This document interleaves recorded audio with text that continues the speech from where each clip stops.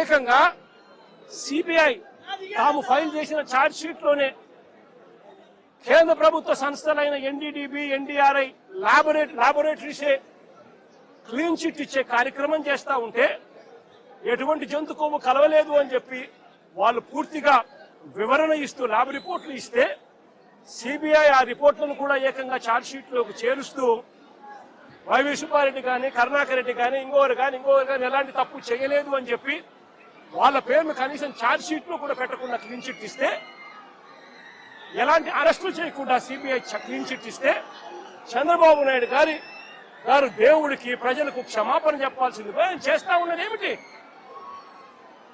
ప్రతి విషయంలోనూ కూడా చంద్రబాబు నాయుడు చేస్తా ఉన్న రాజకీయాలు ఇలాంటి దుర్మార్గపు రాజకీయాలే. చూడండి, మీరే ఆలోచన చేయమని అడుగుతా ఉన్నా. సూపర్ 6, సూపర్ 7 ఎన్నికలప్పుడు మాటిచ్చాడు, బాండ్లు ఇచ్చాడు. ఇంటింటికి వెళ్ళి అమ్మా బాండ్ తీసుకో తల్లి, మీ ఇంట్లో ఎంతమంది ఉన్నారు, మీ ఇంట్లో నిరుద్యోగులు ఉన్నారా, మీకు 36,000, మీ ఇంట్లో పిల్లలు ఉన్నారా, ఇదిగో మీకు 15,000, మీ ఇంట్లో రైతులు ఉన్నారా, ఇదిగో మీకు 26,000, మీ ఇంట్లో మీకు చిన్నమ్మలు పెద్దమ్మలు 50 ఏళ్ళ వయసులో ఉన్నారా, వాళ్ళకు 48,000, ఉద్యోగం కోసం వెతుక్కుంటున్నారా పిల్లలు, 36,000. ఈ మాదిరిగా బాండ్లు ఇచ్చి ప్రజలను మోసం చేసి సూపర్ 6, సూపర్ 7 హామీలు ఇచ్చి ఈరోజు ఏమంటాడు, సూపర్ 6, సూపర్ 7 చేసేసామంటాడు. సూపర్ 6, సూపర్ 7 చేసేసామని చెప్పి పొద్దు సిగ్గు లేకుండా అబద్ధాలు ఆడుతా ఉన్నారు. చంద్రబాబు నాయుడు గారు చేస్తా ఉన్నది తప్పుమని, చంద్రబాబు నాయుడు గారు చేస్తా ఉన్నది మోసమని ఎవరైనా ప్రశ్నిస్తే ఏం చేస్తా ఉన్నాడు? ఆ ప్రశ్నించిన వాళ్ళ మీద, సోషల్ మీడియా యాక్టివిస్టుల మీద, ప్రశ్నించే వాళ్ళ మీద కేసులు పెట్టి జైలుకు పంపుతా ఉన్నాడు.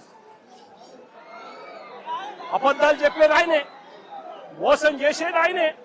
ఆ తర్వాత ఆయన ఎవరైనా ప్రశ్నిస్తే వాళ్ళ మీద అక్రమ కేసులు పెట్టి అక్రమ సాక్ష్యాలు క్రియేట్ చేసి వాళ్ళను జైలుకు పంపించి చివరికి సోషల్ మీడియా పిల్లలను కూడా చూడకుండా చంద్రబాబు నాయుడు గారిని ప్రశ్నిస్తున్నారని చెప్పి ఏకంగా వాళ్ళ మీద గంజాయి కేసులు పెట్టి వాళ్ళ కెరీర్ ను సైతం నాశనం చేస్తా ఉన్న వ్యక్తి ఈ చంద్రబాబు నాయుడు గారు కాదా అని అడుగుతా ఉన్నా.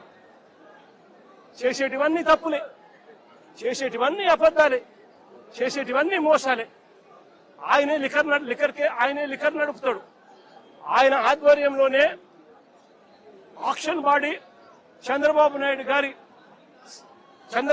గారు తెలుగుదేశం పార్టీ సైన్యానికి లాటరీ పాడిచ్చి మరి షాపులన్నీ కట్టబెడతాడు, ప్రైవేట్ షాపులన్నీ కూడా.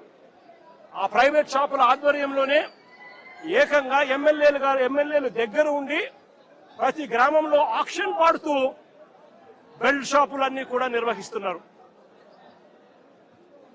షాపుల పక్కనే, లిక్కర్ షాపుల పక్కనే ఇల్లీగల్ పర్మిట్ రూములు నడుపుతూ పెగ్గులతో లిక్కర్ అమ్ముతా ఉన్నారు. ఇవన్నీ రాష్ట్రానికి రావాల్సిన ఆదాయాలు రాష్ట్రానికి రావడం లేదు.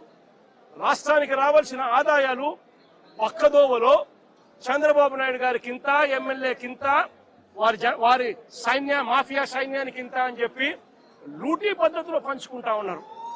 బెల్ట్ షాపులు అమ్ముతున్నారు. ప్రతి గ్రామంలోనూ 1 కాదు, 2 కాదు, 3, 4, 5, 6, 10 బెల్ట్ షాపులు ఉన్నాయి. ప్రతి గ్రామంలోనూ కూడా ఆక్షన్ బాడీ అమ్ముతా ఉన్నారు. ఏ బెల్ట్ షాప్ లో ఎంఆర్పీ రేటుకి అమ్ముతున్నారండి? ప్రతి బెల్ట్ షాప్ లోని ఎంఆర్పీ రేటు కన్నా 20 రూపాయలకి ఎక్కువగా అమ్ముతున్నారు. ప్రతి బెల్ట్ షాప్, ప్రతి పర్మిట్ రూమ్ లో, ఏ పర్మిట్ రూమ్ లో అంటే ఎంఆర్పీ రేటుకి అమ్ముతున్నారు. పర్మిట్ రూమ్ లో ఇల్లీగల్, పర్మిట్ రూమ్ లో వేసేది పెగ్గుల్లో వేస్తా ఉన్నారు.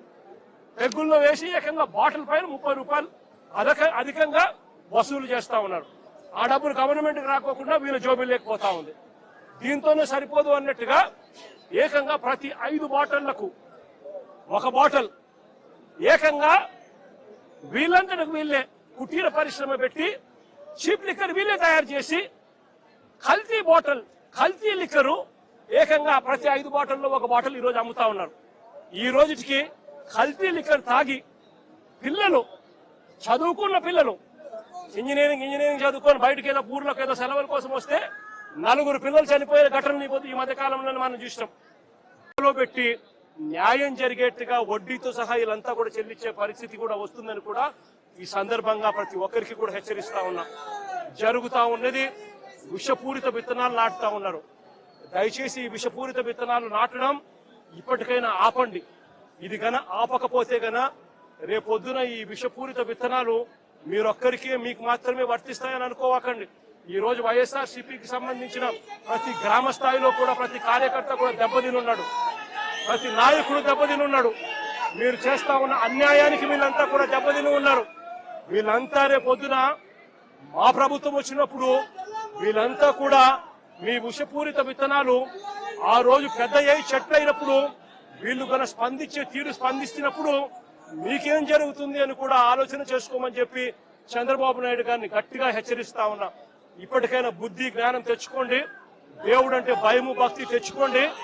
దేవుడంటే భయము భక్తితో బుద్ధి జ్ఞానంతో మంచి పరిపాలన ఇచ్చి ప్రజలకు మేలు చేసి వాళ్ళ గుండెల్లో స్థానం సంపాదించుకునే కార్యక్రమం చంద్రబాబు నాయుడు గారు చేయాలి.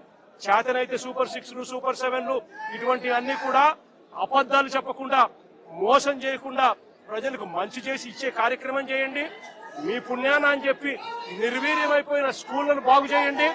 ఫీజు రీయింబర్స్మెంట్ బకాయిలు 8 క్వార్టర్లు పిల్లలకి ఇంతవరకు ఇలా పిల్లలు చదువులు మానేస్తా ఉన్నారు. వాళ్ళ పరిస్థితి గమనించి వాళ్ళ చదువులను ఆదుకునే కార్యక్రమం చేయండి. ఆరోగ్యశ్రీ హాస్పిటల్స్ మూసేస్తా ఉన్నారు. పేదవాడికి వైద్యం అందని పరిస్థితిలో పేదవాడు ఉన్నాడు. ఆ ఆరోగ్యశ్రీ నెట్వర్క్ హాస్పిటల్కి ఇవ్వాల్సిన బకాయిలు క్లియర్ చేసి ఆ నెట్వర్క్ హాస్పిటల్ నిలబెట్టి మళ్ళా పేదవాడికి ఉచితంగా వైద్యం అందించే కార్యక్రమం చేయండి. చేతనైతే ఆ 17 మెడికల్ కాలేజీలు మీ స్కాముల కోసం అమ్మకుండా ఆ 17 మెడికల్ కాలేజీలు పూర్తి చేసి పేదవాడికి మధ్యతరగతి వాళ్లకు ప్రజలకు మంచి చేసే కార్యక్రమం చేయండి.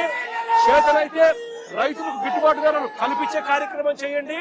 చేతనైతే రైతులకు నువ్వు ఇస్తావన్నా ఇప్పటికే అన్నదాత సుఖీభవ 40,000 ఇస్తానన్నావు, కేవలం 10,000 ఇచ్చావు, 30,000 ఎగరగొట్టావు. ఆ 30,000 ఇచ్చి రైతులకు గిట్టుబాటు ధరలు ఇచ్చే కార్యక్రమం కూడా ఖచ్చితంగా జరిగించే కార్యక్రమాలు కూడా వ్యవసాయాన్ని చక్కబెట్టి ఖచ్చితంగా జరిగించే కార్యక్రమం మీద ధ్యాస పెట్టండి. ఇవేమీ కూడా ధ్యాస లేదు, మన్ను లేదు, పాడు లేదు. చేసేదంతా కూడా అవన్నీ కూడా ఎట్లాగూ నిర్వీర్యం కాబట్టి ఈయన చేసేటివన్నీ కూడా అబద్ధాలు మోసాలే కాబట్టి చేసేదంతా ఇంకా ఏమిటి, ఎవరైనా ప్రశ్నిస్తే ప్రశ్నించిన వారి గొంతులు పట్టుకొని నలపడమే ఈయన చేసే పని. ఈయనకు వత్తాసు పలుకుతా ఉన్న కొంతమంది తొత్తులు లాంటి పోలీసులు, కొంతమంది తొత్తులు లాంటి అధికారులు ఈయనకు తోడుగా ఉండి నడిపిస్తా ఉన్న పని. అందరికీ ఇక్కడ జ్ఞానోదయం రావాలని చెప్పి కోరుకుంటా ఉన్నాను. ఇలాంటివి జరిగితే మాత్రం చూస్తూ ఊరుకునే కార్యక్రమం ఖచ్చితంగా ఉండదు. ఖచ్చితంగా స్పందన కూడా ఉంటుందని కూడా ఈ సందర్భంగా ఖచ్చితంగా చెప్తా ఉన్నాము. ఇలాంటి ఘటనలు జరిగితే రేపొద్దున రాష్ట్ర వ్యాప్తంగా కూడా బంధు పిలుపులు కూడా ఇచ్చే కార్యక్రమాన్ని కూడా వెనకడుగు వేయము, ఇంకా అడుగులు వేగంగా కూడా పడతాయి. ఇలాంటివి కన్నా ఆగకపోతే మాత్రం చంద్రబాబు నాయుడు గారిని గట్టిగా వార్నింగ్ ఇస్తూ చెప్తా ఉన్నాము. ఇష్యూస్ పెద్ద అవుతాయి. ఢిల్లీ లెవెల్లో కూడా ఎన్హెచ్ఆర్సీకి కూడా రిపోర్ట్ కూడా కంప్లైంట్ కూడా ఇచ్చే కార్యక్రమం చేస్తా ఉన్నాము. కోర్టుల తలుపులు తడతాము. సుప్రీంకోర్టులలో కూడా జరుగుతా ఉన్న అన్యాయం గురించి కూడా చెప్పే కార్యక్రమం చేస్తాము. అన్ని రకాలుగా పోరాటాలు జరుగుతూనే ఉంటాయి. వైఎస్ఆర్సీపీకి సంబంధించిన ప్రతి కార్యకర్త చంద్రబాబు నాయుడు గారు ఈ మాదిరిగా చేస్తే భయపడతారు అని చంద్రబాబు నాయుడు అనుకుంటే చంద్రబాబు నాయుడు గారు మూర్ఖుడు అని చెప్తా ఉన్నాను. బంతి ఎంత బలంగా నేలకేసి కొడితే బంతి అంత బలంగా 4 ఇంతల వేగంతో పైకి లేస్తుంది అన్నట్టుగా వైఎస్ఆర్ కాంగ్రెస్ పార్టీ కార్యకర్తలు 4 ఇంతల వేగంతో ఇంకా రెచ్చిపోయి చంద్రబాబు నాయుడు గారి ప్రభుత్వాన్ని కూపటి వేలతో సహా పెకిలించి వేసే కార్యక్రమం కూడా జరుగుతుందని కూడా ఈ సందర్భంగా గట్టిగా చెప్తా ఉన్నాం.